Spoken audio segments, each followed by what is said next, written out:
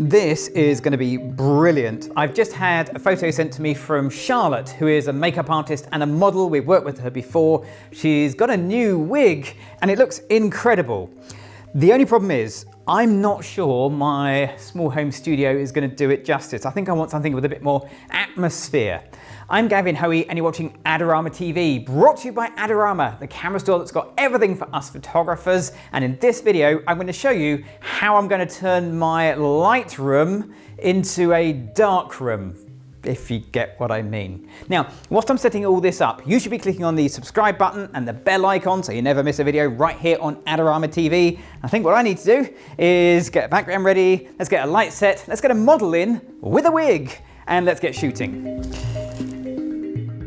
So to help me out today, we've got the awesome Charlotte. Now, Charlotte is going to be the model for this. She's also the makeup artist for this, and wow, what a great job she's done. That's already made my life a lot easier. But what hasn't made my life easier is my studio walls. We're aiming for black backgrounds. I've got a white wall. If I was to take a picture of Charlotte here against that wall, this is what I would get. As you can see, I now have a black pop-up background in, so that's it. I've got a black wall, problem solved. Except it's not quite that simple. Of course, this is photography. So I've already meted this out for f4. Let me just take a test shot and show you a couple of the problems. Okay, Charlotte, here we go. Quick little test shot. So when you look at this, you can see that that is definitely black. Except it's not quite. It's black on the left-hand side, but the right-hand side, closest to the light, it's a very dark grey, and I'm looking for a really black background. So what I'm actually going to ask Charlotte to do is to step forward to around about here. So that's several steps away from the background, if you'd be so kind. Now, as Charlotte moves, of course, I have to pick up my light and move the light as well. So now, the distance between Charlotte and the light and the background and the light is greatly increased.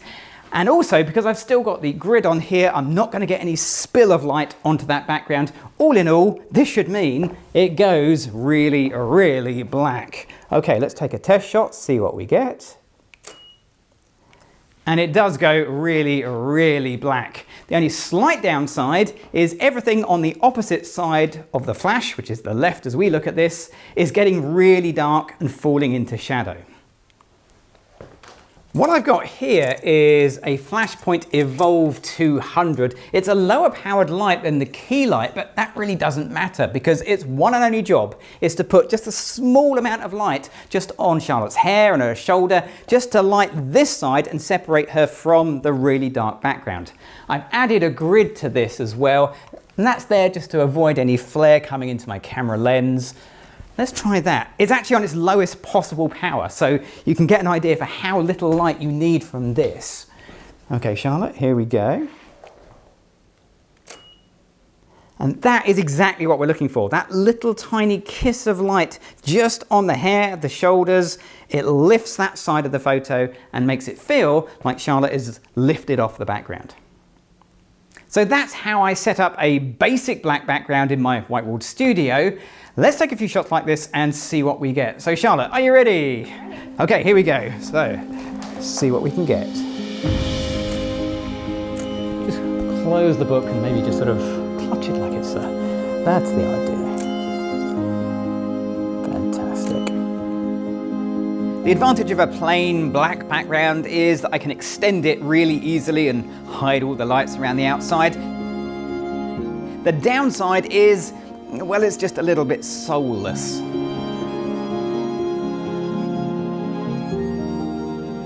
What if you want something other than just a plain black wall? What about this? This is going to be a textured background. I'll let you into a little secret. It's actually the rug from the floor of my studio, but it's a dark background. It has some texture, and the really great thing about it is if I rub my hand over it, I can kind of change the pattern as we go along. So I can have an infinite number of textured backgrounds, but can I actually get it to record in the photos? So Charlotte is still stood where she was before. The light is still in the same position as before. There's no secondary light on at the moment, so just the one light firing. I'm going to take a test shot. Here we go, Charlotte, quick test photo. And the answer is, that's exactly as it was before. That black background is a black background. There's no texture at all. The fix for this is the second light. So once again, I've got my Flashpoint EVOLV200. I don't need the little grid for it, I don't think, because I want the light to spread out quite a bit. And obviously, I'm not going to point it towards you. I'm going to point it towards the background. So Charlotte, I'm just going to pop this in right in behind you. And I'm going to make it roughly the same height as Charlotte's shoulders, more or less. It's slightly angled up. That looks pretty much bang on. Okay, so there's not a lot of room here, but there's just enough for the light to spread and light the background. And that's the key for this. If you want to see texture, you have to light it. Here we go. That is looking really good. Let's take some shots like this and see what we can do. So Charlotte, are you ready? Here we go. Great. Let's bring the fan in. Yeah, that's it.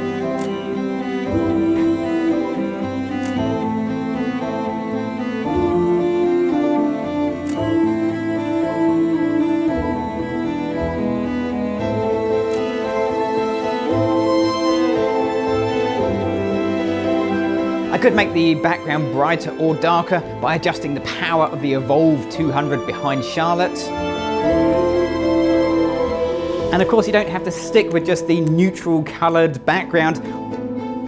What I've got here is a gel. It's a nice warm orange gel. I think this should work really well. It'll give a sort of sepia tone to this background, which is going to fit in really well with Charlotte's styling here. So let's see how this works.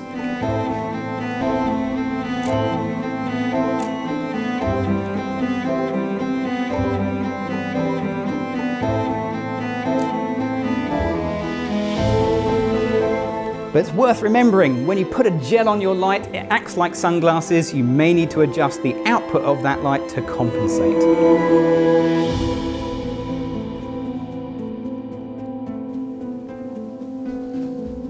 It's no secret that I love using smoke in my small home studio, and with Charlotte's look today, this is going to go really well.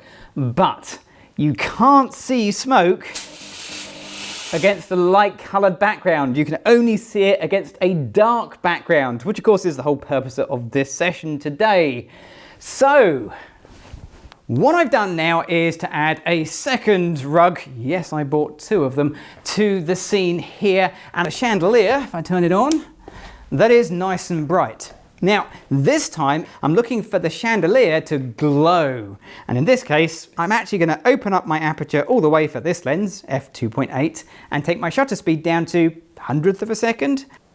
If you're trying to work with ambient light and room lights, well, turn them off, close the curtains, do everything you can to minimize light that isn't under your control. This is what my camera can see without any flash firing. I've got lovely dark backgrounds now, so I'm really going to see the smoke stand out when I add in my own flash. This time I've got my Flashpoint EVOLV200 in a strip box with a grid because I want real control over the light. I want some of it to reach Charlotte, I want some of it to reach the background, but not too much. Of course, I'm going to add some smoke to this scene, so I'm going to need a second light, and it's going to come from back here to backlight the smoke. That gives me the maximum brightness on the smoke. So this is going to be the EVOLV200. I'm just going to put it in the join between the two rugs, right in the corner, just like that. Sam, if you're ready. Okay, let's let the smoke build, and we'll take some shots like this.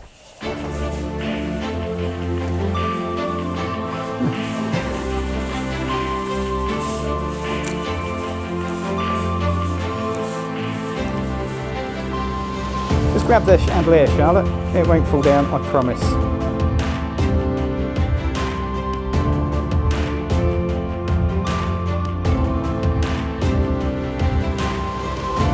The light on Charlotte in these photos is a mixture of both flash and the ambient light from the LED bulbs. It's a tricky balance to get right, but it does look amazing.